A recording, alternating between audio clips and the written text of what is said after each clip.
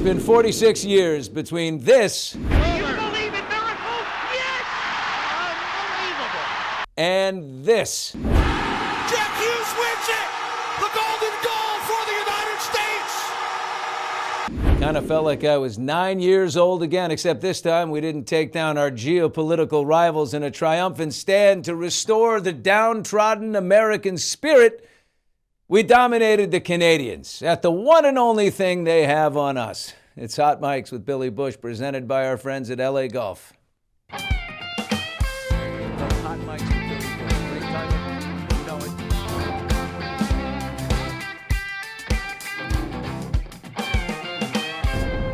And welcome to Hot Mics. Thanks for joining us on Facebook, TuneIn, YouTube.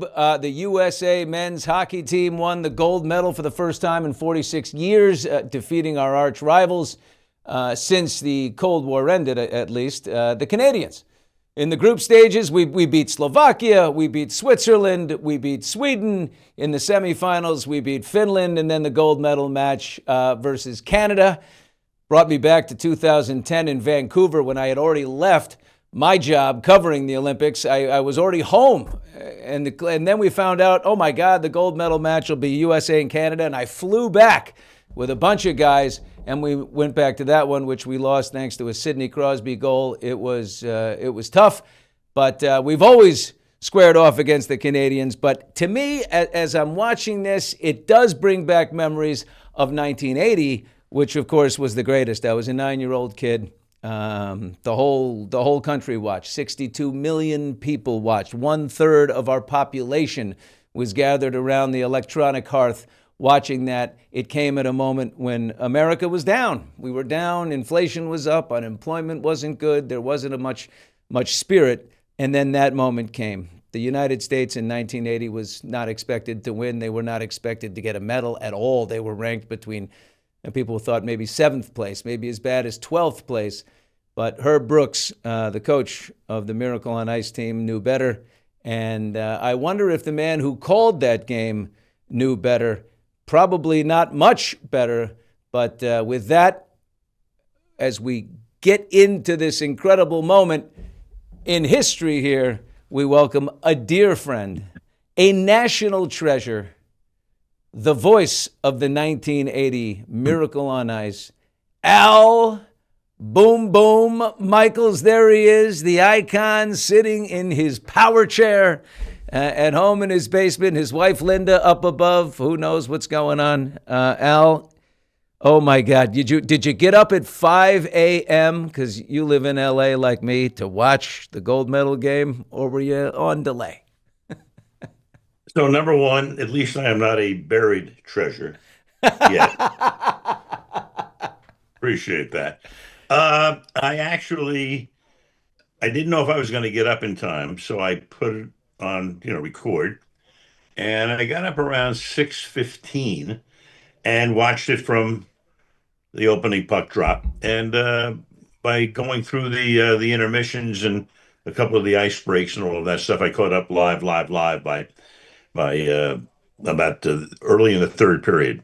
So I saw the whole game, didn't miss a beat, loved it. It was fantastic. It's hockey at its best. Olympic hockey, and you talked about 2010 with the NHLers in there. And it's funny because, Drew Doughty of the LA Kings was, I think, in his second year. And I was watching the game and I thought to myself, man, we're going to have this guy for the next decade and a half. And we have. I mean, Drew Doughty is still a member of the LA Kings, and I've got the hat on today in his honor. But the sport is so great, and I know you love wordplay, Billy. Jason Gay, who writes in the Wall Street Journal, who is just a phenomenal writer, the other day said hockey is like croquet for people who like running on the tops of speeding trains. Is anything better than that? And that's what hockey is. It's back and forth and back and forth.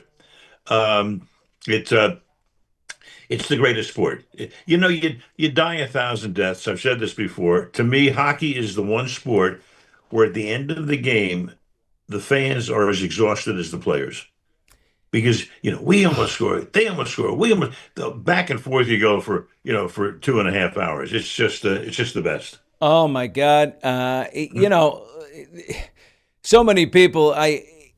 We all watched. I mean, real hockey fans, who are at least my age and older, watch them both.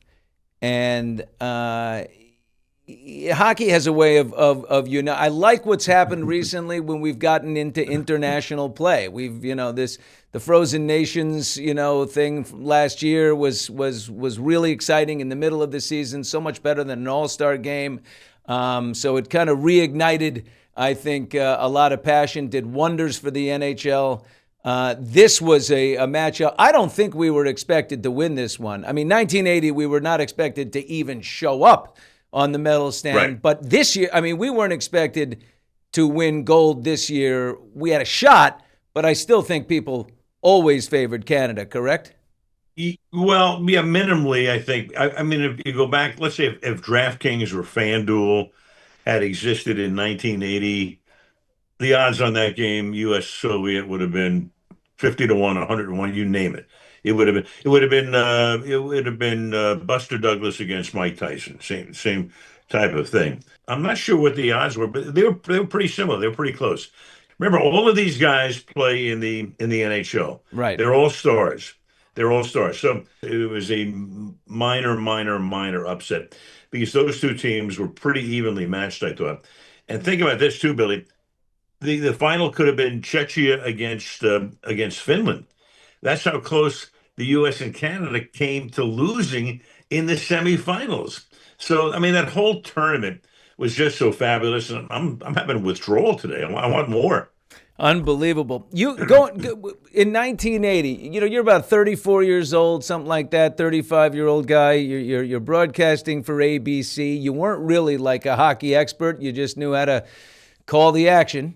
And as looking at a great picture of you right there with that beautiful fro and the giant lapels coming out of that sweater right there. I mean, boy, what a seat you had for that, calling all that action. And of course, I know you've talked about it 8 million times, but it's still considered the greatest call in all of sports because it was so culturally significant. People on the edge of their seats. And what I'm trying not to do in the glory that I saw yesterday is get curmudgeonly and saying, wow, these poor kids, they've got the damn Twitter and they've got all the social media and they just, they're ahead of it. This was on tape delay. Everybody watched this in prime time. And unless your Uncle Larry called you and said, you're not going to believe it, but the USA beat Canada. I mean, the USA beat the Russians. Everybody saw it for the first time. And it was so uplifting. But, this one to me it's Canada. And I guess they've become a rival more so in the last couple of years for at least out of the White House, yeah. Yeah, Trump has made them a terrible Emmy. He hit him with tariffs and all this stuff. Now the Russians were actually, we all bought into the fact that they were bad. They were bad people. They were bad hombres. We had kids from the University of Minnesota and from Boston University and, ragtag amateur kids that didn't like each other in the beginning. They coalesced as a group, but the Russians got off with the big the bear fur coats and the hats, and they just looked like the evil empire. And they every one of them was a professional, signed up officially as a student or a soldier, but they were professionals against our kids. So it was a real sort of underdog story. Can you compare the two games? Do they really come close? Well, number one, if Uncle Larry had called you to tell you what the score was, he would have had to do it rotary dial, right, on a landline, for starters. Okay, so it wasn't that easy. You don't pick up a cell phone in 1980. Cable television was in its infancy. It was a completely different world. I think one of the distinct differences between yesterday's game and the game in 1980. In 1980, we were truly a bunch of, amateur guys who none of them had ever played in the National Hockey League at that point. And hockey was and it still is to a lesser degree, but a cult sport. It's not the NFL and it's not Major League Baseball and it's not the NBA. But hockey fans, and you and I are hockey fans. We are, we're in that cult. We are puck heads. So I think the difference would be that we were facing a true arch enemy at a time when the country just didn't feel very good about itself. And, I got that assignment because I was the only guy on the ABC staff who had ever done a hockey game. I had done one. And I could explain, since I was a kid in New York and I loved the Rangers and went to their games, I could explain icing and offside. So that put me in the driver's seat to get that assignment. We're in a completely different world today. Now you've got the National Hockey League split up by countries. And as great as it was, I mean, there's such a distinct difference. But one thing I will say, what 1980 did is it made a lot of kids want to play hockey. Yeah. So it took the game from being like a northern climate game, and then the NHL expanded to the southern climes and all of that. It made a lot of kids want to play hockey. And I think what yesterday's game did is it'll do the same thing. It'll bring a new generation of kids who go, hey, you know what? This is pretty cool. I've got to learn to play hockey. And I thought, Billy, when I'm growing up in New York, a long time ago, I think there was something like three players in the National Hockey League who were American born. And then in 1980, I looked it up once. I think there were maybe 30 something. It was like 8% of the rosters. Nowadays, you have 30% of the National Hockey League is American born. And the Canadians are about 40, and then you've got the Europeans at the other 30%. So what that did in 80, and then the movie Miracle did as well. And then what yesterday will do, it will bring more kids into the fold. You can live in Pascagoula, Mississippi, and you might want to play hockey. And you know what? When I look at seminal moments to me, Billy, in about 10 years ago, as a kid, again, as a kid, when I'm growing up, the number one draft choice in the National Hockey League was always a kid who was born in Moose Jaw, Saskatchewan, or Yeah. maybe in the northern climes of Manitoba, just south of the Arctic Circle. Yeah. And then 10 years ago, I'm watching this draft and I'm going, wait a minute, a kid from Scottsdale, Arizona? Austin Matthews. Wow. Austin Matthews was the number one pick, and now he's the captain of the U.S. team. It's crazy and it's wonderful because now it's a true national sport. Yeah. I mean, look, you get. Many people would assume that because of the great call, do you believe in miracles? You're counting down 4, 5, 4. Do you believe in miracles? You throw it out there. Someone almost stepped on you a little bit, but you overpowered them through the line. The line goes down in history. Many people would assume, but that line took your career and launched it to a whole new level. I think if anyone who's ever heard Al Michaels call a football game knows that he was going to get there no matter what. That voice is synonymous. But I wonder, how did that change your life the next day? Well, I knew it was great. It was a great thing to be a part of. I had no idea that this thing, would have 46 years worth of legs and probably more. It's a wonderful story. It's a feel-good story. It's an interesting thing, though. I had already done two World Series on national television prior to that, so I was around, and I had built my career around baseball, and I was doing the number 2 or 3 game college football. Keith Jackson was on the one game, and Chris Schenkel and I kind of shared the number 2 game during those years. So I was out there, and I was the young kid on the block, and my future looked bright at that point. But what really changed for me was when Dennis Swanson came in and Capital Cities bought ABC in 1986, and I didn't even know Dennis at the time, and Dennis made me, the second day he was on the job, the play-by-play announcer on Monday Night Football, Yeah. which shocked the hell out of me. I'm going, this is impossible. And then Frank Everett's going to move over to the analyst role. He balked at that, but eventually did it. We had 12 great years together. But that was the real point where the career kind of exploded, because I'm doing Monday Night Baseball, I'm doing Monday Night Football, I'm doing the Olympics, I'm doing major boxing matches like Hagler Hearns in 1985. I'm kind of like Zelig at that point. I show up and something amazing happens. So I just happened to be very lucky in that regard. So, but I credit Dennis Swanson for really taking it to a different level because I'm going into next year, what, my 42nd year of doing the National Football League, our national pastime in prime time. So I give him most of the credit. Oh, wow. Well, you know what? I think about that great call and I say, yeah, okay, everybody agrees. Do you believe in miracles is the greatest call. It's attached to such emotion. It nailed it on the nose. I mean, let me ask you a question here about it. Was that an actual miracle? I don't know what miracle is in the dictionary, but was that a miracle? Well, to get not into the weeds or too granular. So what happened there is that I thought the U.S. had no chance to win the game. Ken Dryden, the great goalie, and I, we'd been to the Soviet Union. We'd watched these teams play multiple games in preparation to go to Lake Placid. Kenny had played against them in the Canada Cup. He knew them inside out. So the chances of the U.S. winning that game were next to zero in my mind. And in fact, Kenny and I we were going to we were walking over to the arena. The hotel was about 4 blocks away that day, and I said, I just hope it's only like 3-1, middle of the second period. Otherwise, knowing Rune Arledge, he would go to like ordinal figure skating or ski jumping or something and cut away from the game. That's the way it was in those days. There was no Yeah. cable TV. He had one channel, and he wanted to keep an audience. So I was very fearful of that game being a blowout.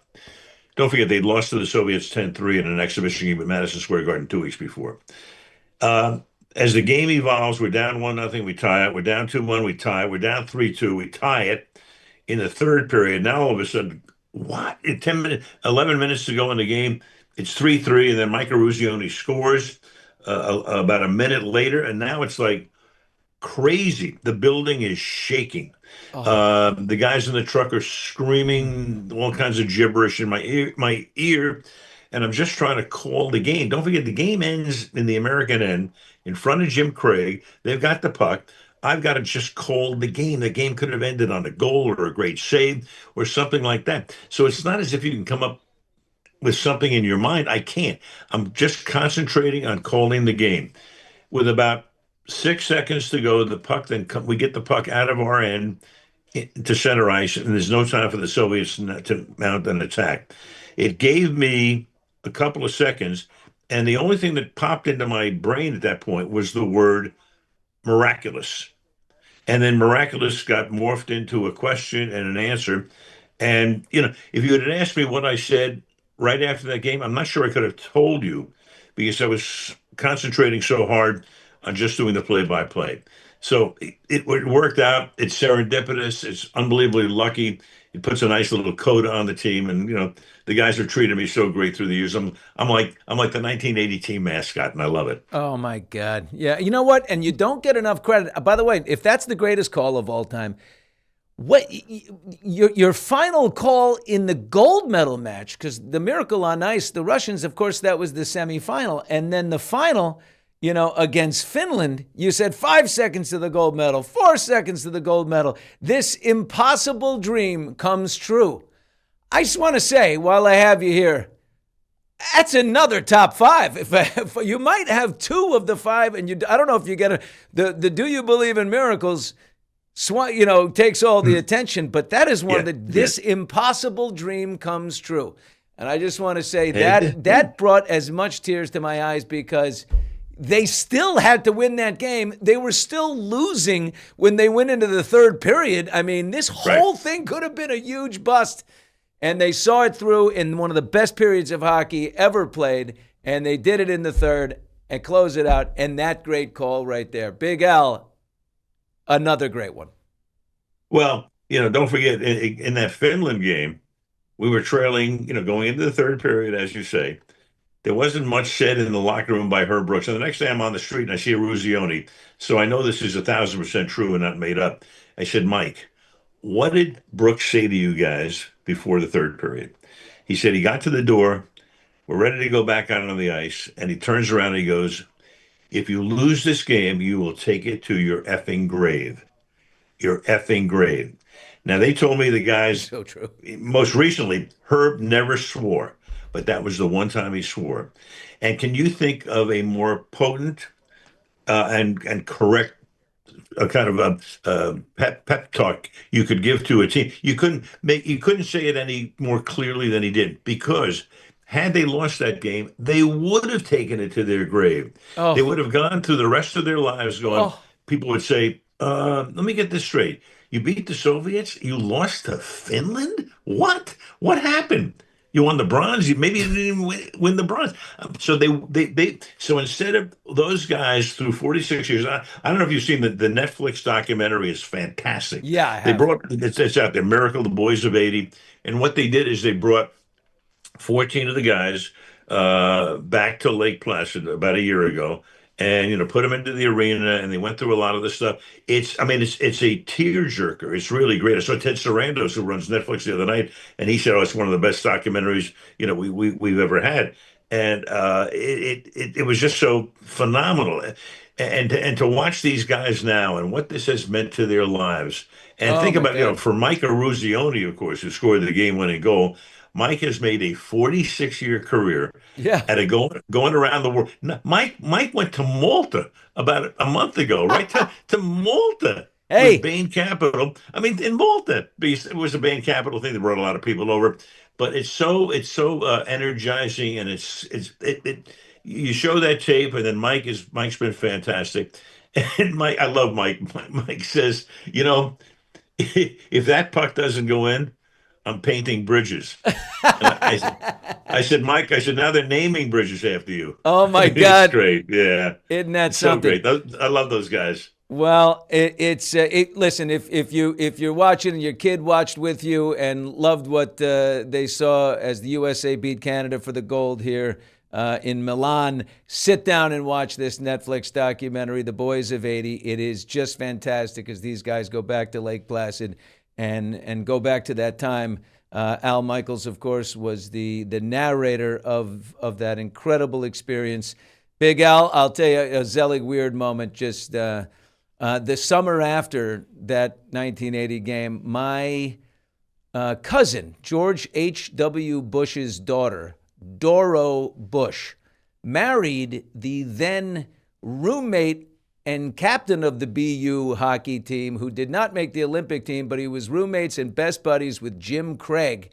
And Mm, they were on the same team. His name was Billy LeBlond. And Billy LeBlond mm. married my cousin Doro. And so we went to the wedding. And wouldn't you know it, Jim Craig was in the wedding, and he was there, and I'm a little 9-year-old guy. I'd seen all this, and I followed Jim Craig around this wedding reception wherever he went. He let me wear the Olympic ring. It was the greatest experience of my life. Jim Craig is all over this thing. He gets so emotional in this documentary talking about what this did after losing his mom, that it just brought his father back. You'll cry your eyes out. It's so damn good. Yeah. Coming up, fresh off an airplane because he's coming into town to call a game for the Los Angeles Kings. Kenny Albert's going to be in studio with us here in a moment. I know you have to run to the doctor, but how great is Kenny on the call for hockey? He really captured the moment in his own way, but he's so good at it. He was right in the middle. Yeah. Leave me a message for Kenny. I can play for him. Well, Kenny's terrific, and I've known Kenny a long time, and of course I've have known Marv a good part of my life, his dad.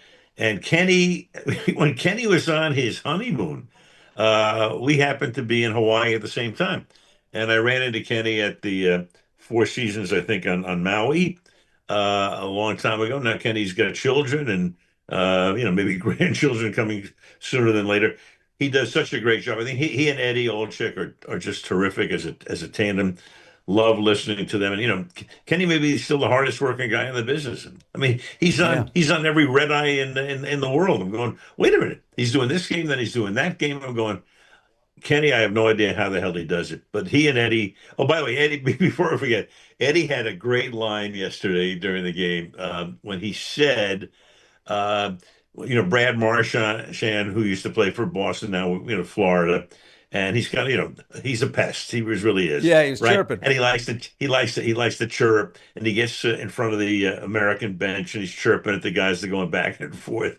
And old chick said, Marchand likes to talk so much he could talk a stamp off an envelope, which I thought was just a fantastic line. That was great. All right, Yeah. Big Al, we're gonna welcome Kenny and thank you so much. So it's this episode is dedicated to the then and now of Olympic hockey and the game of hockey, the greatest, fastest game on 2 feet. Love you, my friend.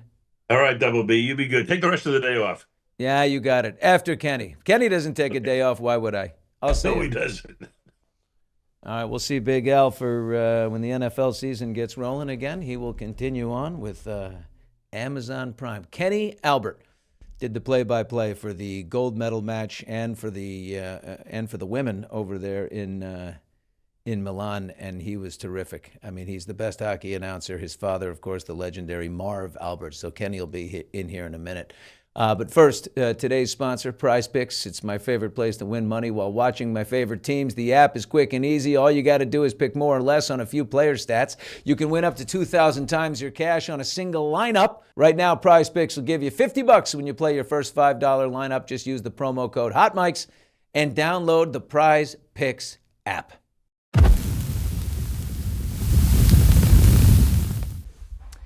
And we are pleased to welcome right now one of the most versatile announcers in all of professional sports, NFL, NBA, MLB, NHL. He is the man who called both the USA men's and women's gold medal games from Milan and all the ones leading up to them. The great Kenny Albert is in the house. Kenny, my God, hey, I'm a huge hockey fan, so listen, I think what you have done in the sport of hockey is elevation, baby. It's been so good. Well, I appreciate it. It's so great to be here. And as we tape this, it's hard to believe it's about 48 hours since the men's gold medal game ended on Sunday. And now I'm 9 time zones away from Milan, but great to be with you. Oh, my God, the hardest working man in the world.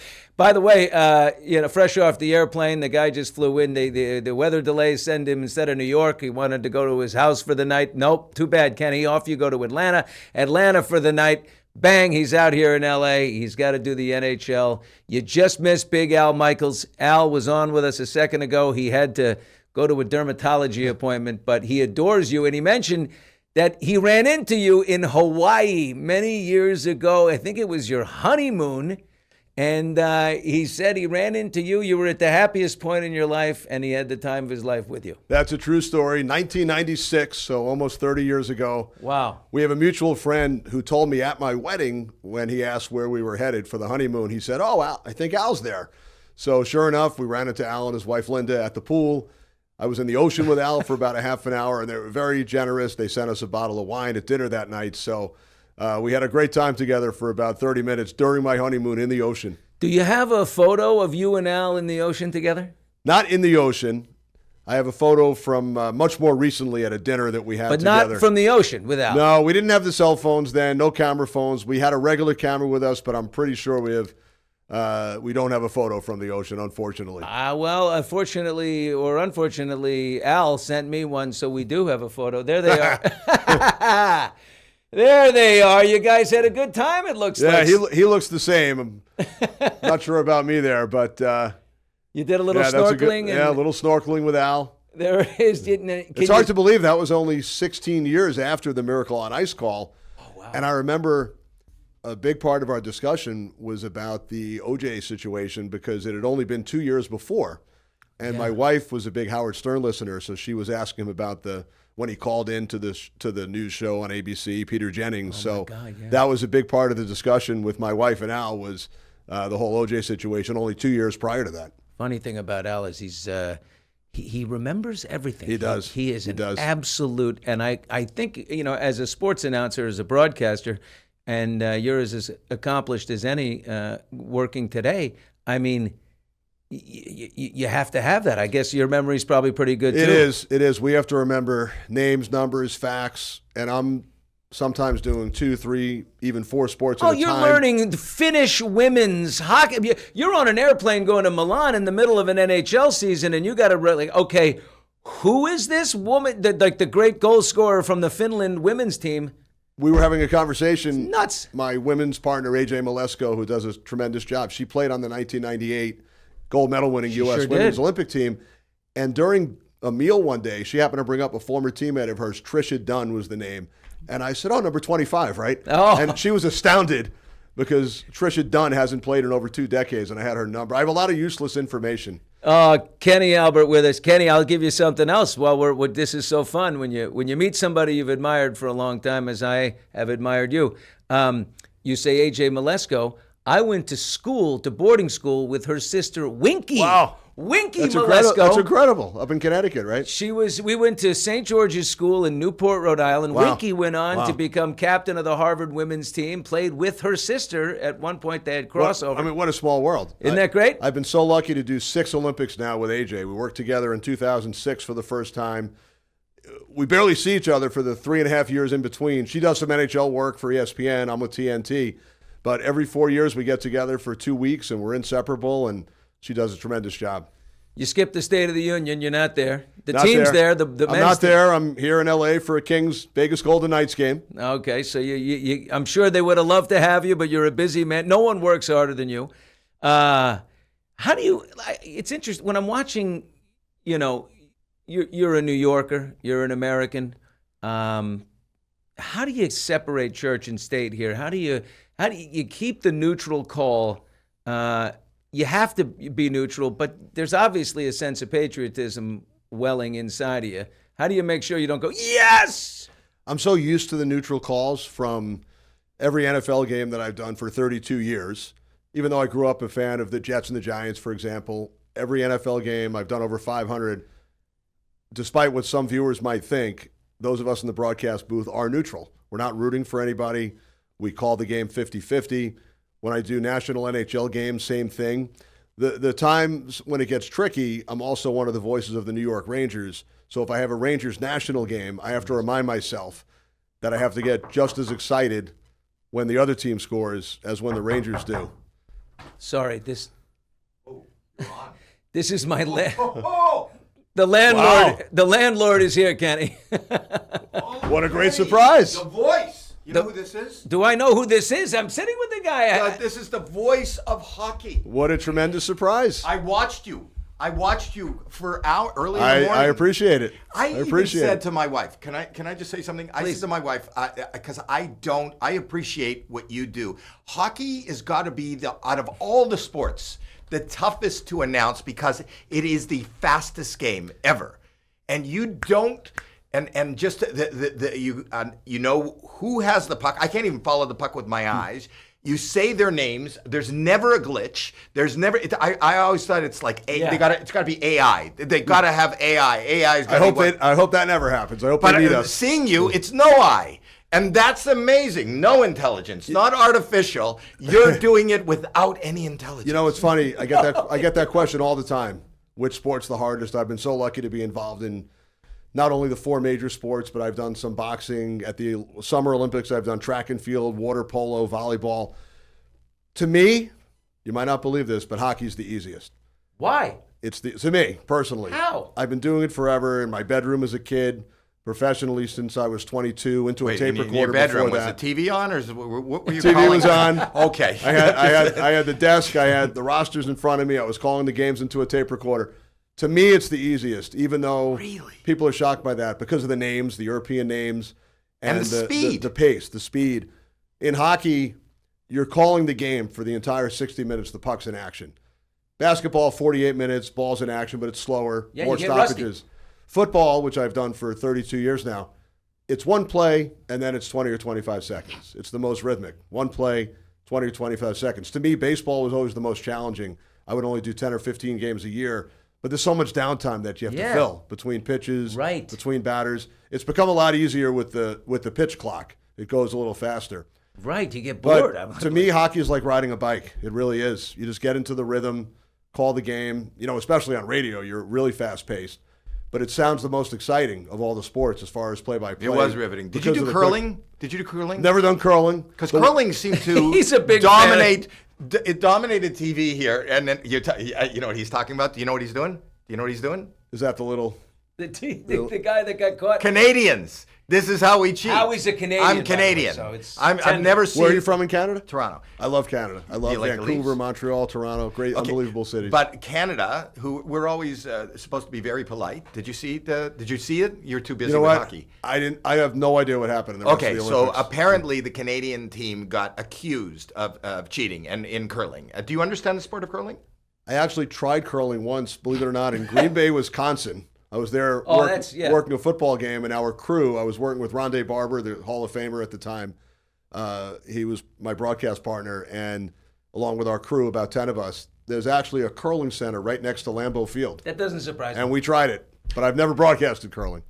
Well, I'll explain to you. There's a puck, not unlike a much bigger, a little bigger, puck than big hockey. stone. It's Big stone. Yeah, it's a stone. It's a stone, and there's a hog line. You know, the hog line.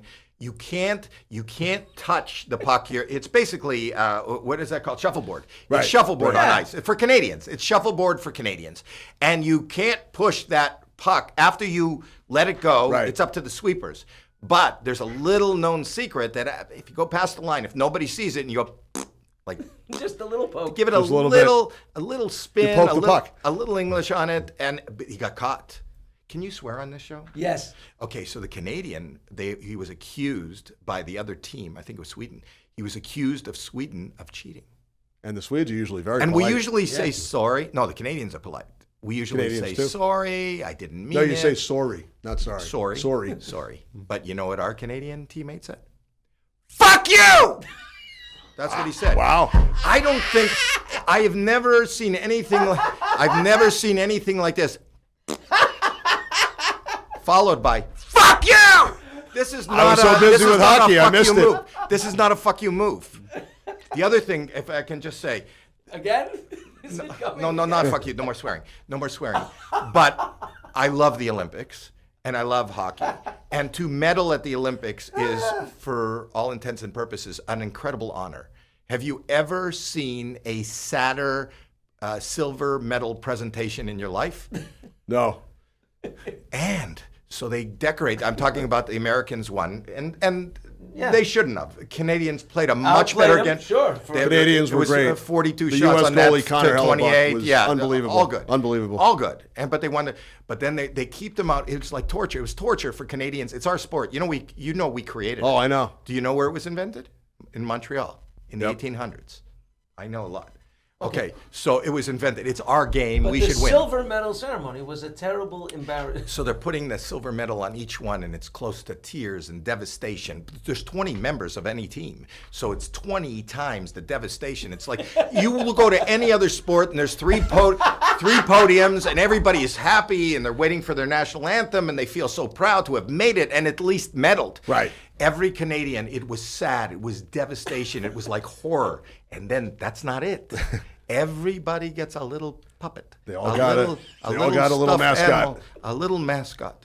And the looks on their faces as they took them and looked at them, and that was almost And they like go, okay, what, that next. was you could see in their eyes. You know what they wanted to say? Fuck yeah! But they're not curlers. And that's the difference. Right. The bronze medalists won their last game. Yeah, I know. So that's the big difference between the silver and the bronze. So I the know. gold medal team's happy, the bronze medal team's happy, but Anyway, the it's silver an honor medalists to meet you, buddy. go home with a It's mascot. an honor to meet you. Nice meeting you. Sorry the check is late. We'll get it to you. I promise you. Don't Talk worry. to you later. He collects the rent. I mean, it's unbelievable. He's my landlord. He's like There he goes. Fred Trump, this guy. I'm telling you, he's unbelievable. Sorry about that, Kenny. Where were we? How All he good. just walks in. He does not. All good. Yeah, okay. The great Kenny Albert is with us right here on Hot Mics, and he is fresh off of his incredible Olympic broadcasting over there in Milan Cortina. And what hotel did you stay? Do you have a nice hotel? Nice hotel. It was called the Melia, and Yeah. a lot of the NBC broadcasters were there. Mike Tirico. The breakfasts were like a college dorm. Yeah, it's fun. We would all go down for breakfast, and there's Scott Hamilton, Yes. Tara Lipinski, Johnny Weir, Mary Carrillo. We had the Kelseys next to us a couple of days. Kylie Kelsey was there working for NBC. Right. Jason was there. So it was great just to meet everybody from the different sports. They should do a Freaky Friday broadcast where Kenny Albert is broadcasting alongside Johnny Weir, and you're doing, a random sport. You're doing the biathlon. Yeah, that'll be fun. That'll be fun. What sport could you not do? You're very good at the one everything. sport that I did once, and I felt like I had no idea what I was watching. This is back in the mid-'90s. I was working in Washington, D.C., doing Capitals hockey and a lot of college sports, basketball, lacrosse, soccer, and they assigned me to college wrestling. And I studied, and I spoke to an Olympic wrestler on the phone, Jeff Blatnick. Somebody set me up with him, and I watched tapes of other events. Luckily, I had a really good color analyst with me who had been a wrestler because thank God. Once it started, yeah, I was like the traffic cop.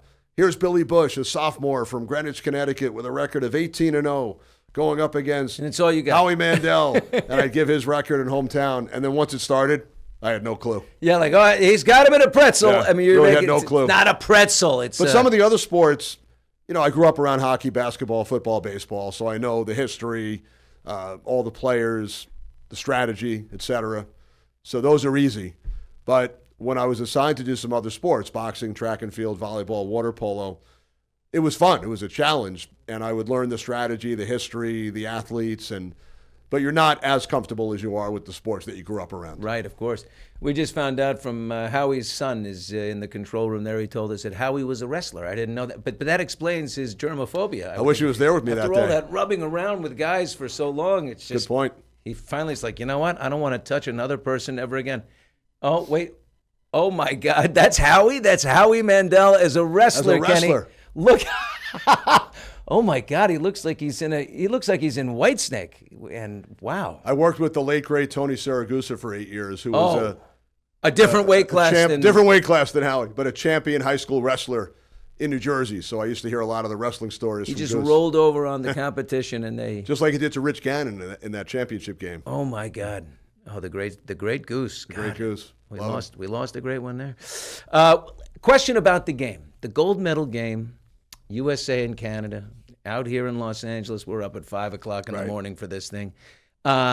The line, when you say, and it's used with the golden goal and the thing, do you think about that ahead of time? Like, someone's going to score, are we going to call it a golden goal? Do you have that pre-reserved, or does that just fly out? A little bit. When I've done championship games, Stanley Cup Final, for example, I've done 3 on the TV side, 1 for NBC and 2 for TNT. I'm not one who likes to script the final call. I think it sounds a little too forced. Yeah. So I'm not going to write out a sentence or a paragraph in those situations. But in 2021, Tampa Bay Lightning played Montreal. Tampa Bay had won the last year, so they were going for 2 in a row. So I was just throwing around some words and phrases in my mind during the days leading up to it, to the possible clinching game. But again, I didn't want to write it out, so I had a couple of words, and I wound up saying, as the time was winding down, Lightning strikes twice. The Tampa Bay Lightning win their second straight Stanley Cup. 2 years later, it was Vegas, the Golden Knights. And again, I thought about it a little bit, and I said the silver trophy to the Golden Knights. Yeah. The Stanley Cup is silver, obviously. Yeah. And then this past year, I couldn't think of anything similar to the previous 2. And it was between the second and third period, and Florida was killing Edmonton. We knew they were going to win the game. And I was just trying to think of something, because it wasn't going to overtime. The final result was never in doubt, so it wasn't going to be that overtime final call. And I was thinking of some words, and I wound up going with Panther perfection. Yeah. The Florida Panthers win the Stanley Cup. With this, by virtue of the games going to overtime, that's what makes the calls so popular, and it just enhances the way they sound because those games went to overtime. Did I think about it as far as a final call?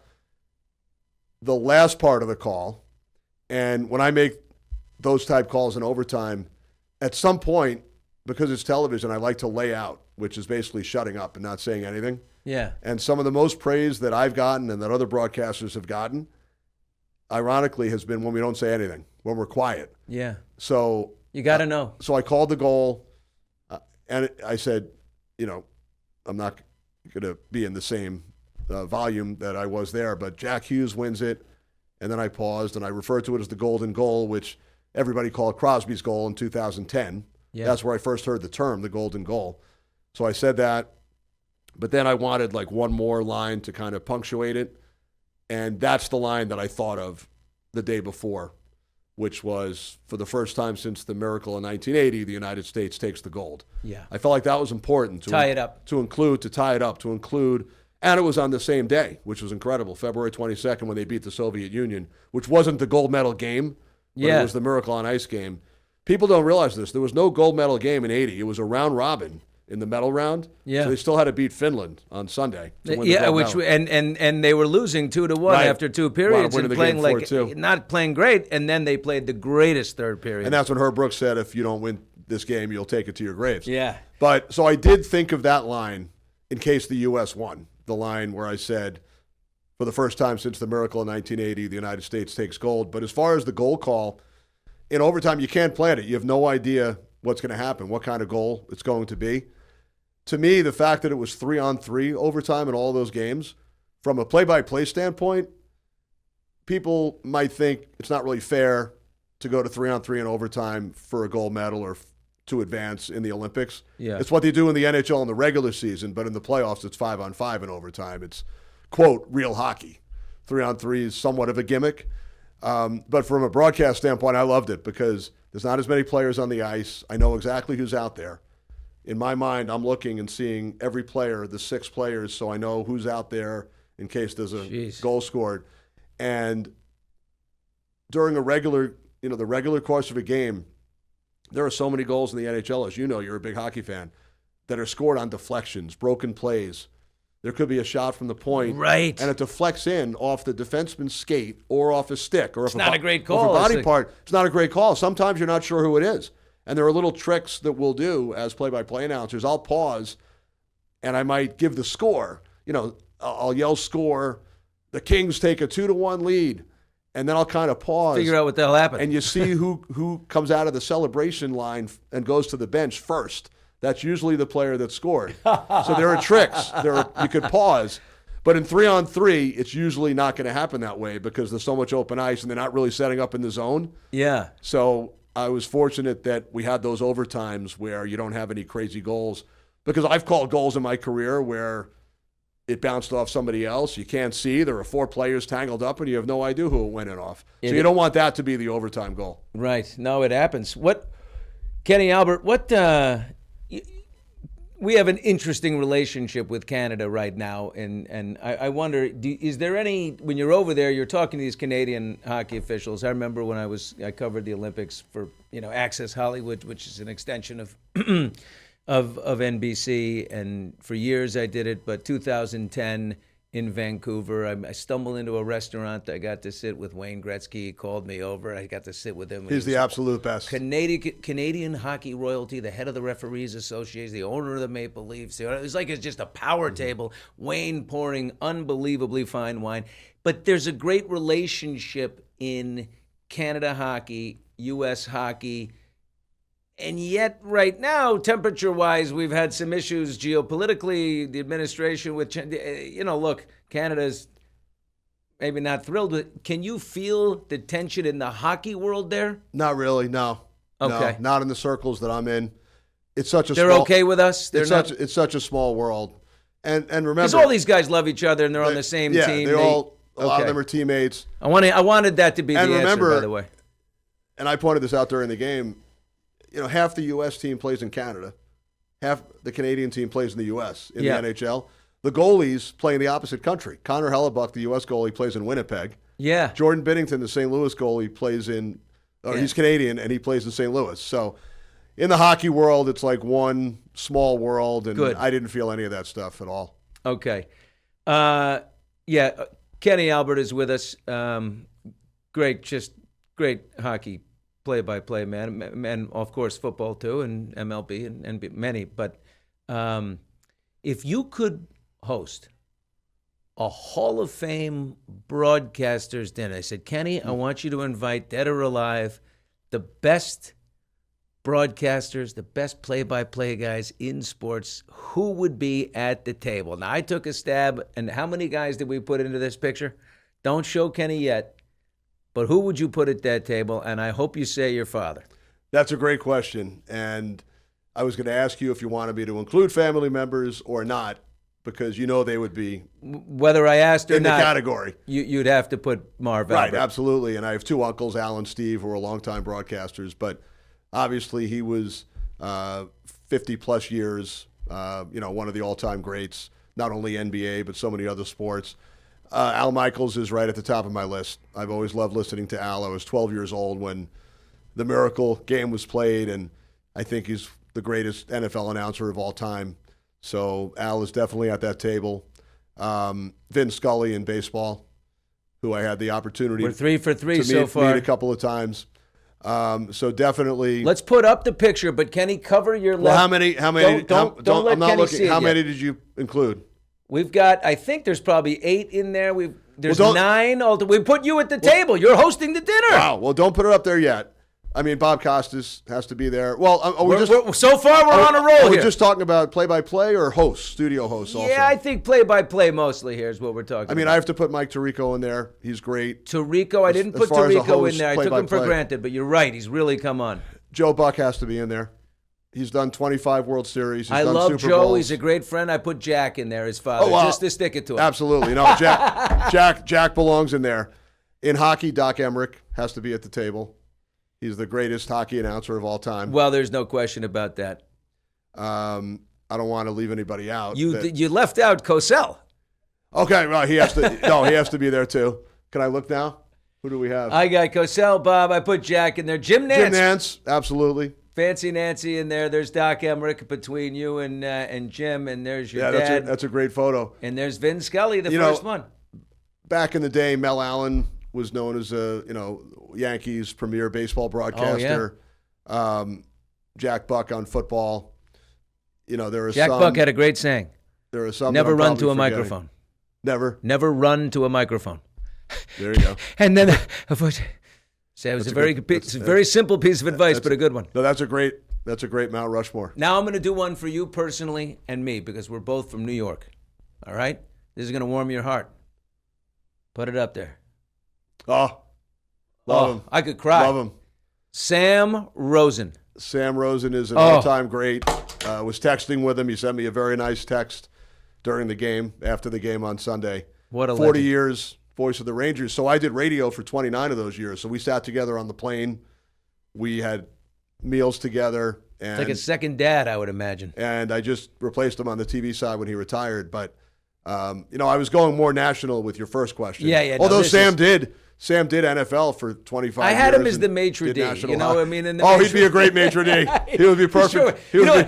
Vinny Trocheck, who plays on He would the be perfect for that role. USA men's gold team. Vinny Trocheck, plays for the New York Rangers. By the way, he needed a nice break to get some winning here because the Rangers stink. But anyway, Vinny said, we're playing golf, and he said, Sam Rosen was very comfortable with the bathrobe. Like, he would walk into the room, the players would be like, hey, guys, how are you? And the robe, he's like, oh, Sam, Jesus, he was just one of the fellas. Sam is the best. Absolute best. Oh, my God. I got to ask you, so, look, your dad is one of the greatest announcers of all. Was it like a go to work with your kid day thing? All the time. Right? I mean, and you just fell in love with it, I'm assuming, as a young boy, and that was just it. All the time. I want to do this. When I was about 5 years old, my parents gave me a tape recorder for my birthday. But they never said, you have to become an announcer. No. It was all me. I loved being around it.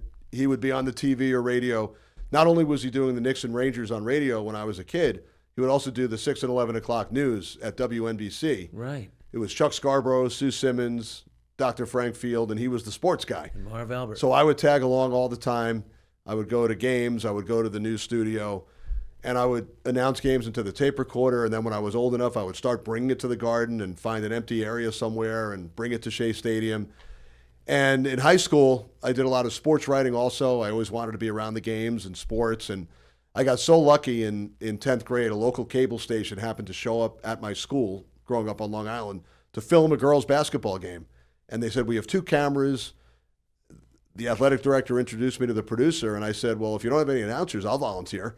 And they clipped a mic onto my shirt, and I did this game, and then we spoke the next day. And for the next 3 years, the late Roy Menton, who was the producer, gave me the opportunity to broadcast like 75 to 100, any sport you could think of, high school sports around Long Island. I would bring friends along as color commentators. So I felt like I had a head start on anybody else who wanted to do this. These days, there are programs for high school kids and they can get involved. But back in the mid-'80s, those didn't exist. So great head start, but I would always tag along. Wound up going to NYU. We called basketball games, men and women, on the school station. But I was always, hockey was my goal on the radio. That was what I wanted to do. And I wound up filling in on some games with the Islanders. Real fortunate to get hired in 1990 with a minor league team called the Baltimore Skipjacks down in Maryland. Jesus. And 2 years of doing the games, getting the reps. But at that level, you do whatever they need. You go pick a player up at the airport. But that's really how you 10-hour bus rides. But that's how you learn. And I was telling Howie the story earlier. Hockey players all have nicknames. Either they add a Y at the end, so you would be Bushy. Bushy. I'm always Bushy when I Or play. if there's a player with a similar name, sometimes you take on the first name of the other player.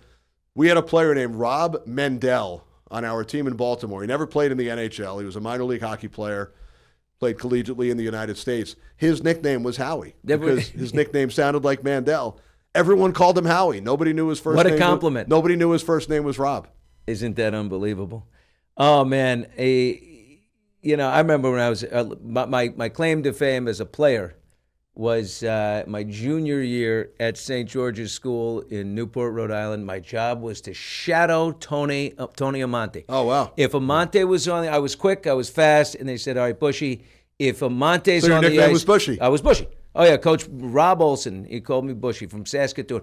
He would say, Bushy, when he hits the ice, you hit the ice. And whoever's on, get off, Bushy is going to shadow this guy. I kept him to one goal in 3 periods of hockey, and that was my highlight. And then my freshman year, 2 years before that, Jeremy Roenick was a senior, and we played Thayer Academy, where he went with Tony. Right. And Jeremy Roenick, the final score was 16-1. Roenick scored 6 goals in the first period, and they sat him down. He went back to the locker room, didn't even have to shower, just put on the suit, and that was it. Great guy, Hall of Famer. Oh, my God, Hall of Famer. Worked a couple of events with Jeremy, NHL skills competitions. He was the analyst, so got to know him a little bit. By the way, getting back to the tagging along question, the only time I've ever been in the Oval Office, my father was interviewing a family member of yours. W or HW? Older or younger? Older. HW. Oh. So I have a picture. We have a family photo. Oh, wow. He was interviewing him in 1989 about his baseball career at Yale. It was for a baseball pregame show on NBC. So we have a family photo. The national championship Yale Bulldogs. Yep. Back when Yale could win a Division I national. I was in college at the time, but that's a memorable moment for us. Oh, man. That's beautiful. And your dad retired in 2021. How's his health? He's great. He's 85 in June. Yeah, he'll be 85 this year. Oh, you want to know something? But good health. You just made me think of something. I think your dad's birthday is June 12th. And Yep. you know who else's I birthday do. is June 12th? My uncle, Yes. George H.W. Yep, Bush. I knew that. I wonder if they, Yep. in the interview, they must have said. I'm not sure if that came up, but I did know that. They have this. Of course you did, because you have a head full of I remember back in the statistics. day when people read newspapers on birthdays, they would always list celebrities or sports people or politicians, their birthdays. And on June 12th, they were always listed right next to each other. A couple of loose questions before we let you get a nap. You got to get. We could probably do this for hours. We could go for hours. I'm just thinking on what you've told me and what I've heard, and I think, imagine if you were like a little kid with a high voice, and you had the tape recorder, and your father was that like, might okay, be a problem, right? and That you could be a just like, problem. I know you couldn't get past that, and you were just okay, and you couldn't do it. And people ask me often, Sad. what tricks do you have? What do you do to keep your voice fresh? I don't have any secrets. Nothing. My one thing is Hall's cough drops. Okay. I have those often. See, you travel with I those. travel with those. I travel with Hall's. I loaded up before I went to Milan. I had one day during the Olympics where I started to feel it a little bit. Hockey's kind of a grueling sport on the voice, on the vocal cords. You're constantly going. You're constantly going, and we were doing 2 games a day. There was one day, it was the middle Saturday. We had 2 games, and I started feeling it a little bit, and I think it even came out on the air. You could tell that my voice was a bit tired. Yeah. And I had the Halls, and I had some tea, but luckily, the next day it was fine, so I had no issues. Beautiful. Well, I want you to save your voice for one final call, and that is, I just need you to close the broadcast. It's Billy Bush and Kenny Albert saying good night. Thank you for being with us on Hot Mics. We'll see you next week. Some kind of nice sign off, as if this was one of the great sports broadcasts that we had. Okay. So you just want the sign off. And by the way, I'll just mention the sponsorship in there is, thank you. We're brought to you by LAGOLF. Visit LAGOLF for cutting edge technology, lagolf.com. I did all of that for you. And now, go ahead. So look into the camera for this one? Yeah, I think so. All right. That will do it from Van Nuys, California, brought to you by LA Golf. For Billy Bush and our entire crew, I'm Kenny Albert. Have a good night.